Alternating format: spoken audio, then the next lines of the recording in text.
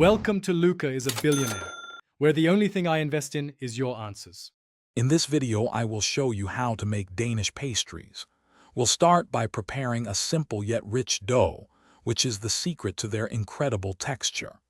Then, I'll guide you through the lamination process, carefully folding in butter to create those signature flaky layers.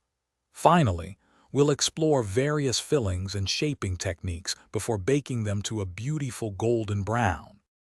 First, let's gather our ingredients for the dough. You'll combine flour, active dry yeast, a bit of sugar, warm milk, and a pinch of salt. Mix these until they come together, then gently knead for about 5 minutes until the dough is smooth and elastic. This initial step is crucial for texture.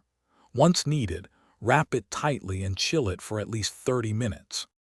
Quick recommendation: while your pastries are proofing, let's talk about comfort. Standing in the kitchen for hours making delicious Danish pastries means you need comfortable feet.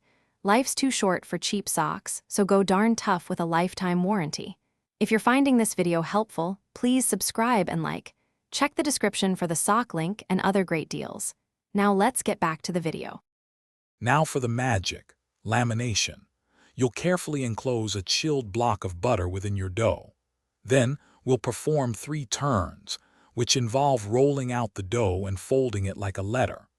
Remember to chill the dough for 20 minutes between each turn. This meticulous process is what creates those hundreds of incredibly thin, buttery layers that define a perfect Danish pastry. With your beautifully laminated dough ready, it's time to shape. Roll it out to about 1/4 inch thickness. Now, get creative. You can cut squares, triangles, or even pinwheels.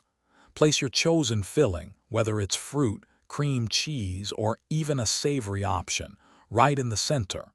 This is where your Danish pastries truly come to life before their final proof. Thanks for watching and please subscribe. It's the best investment you'll ever make.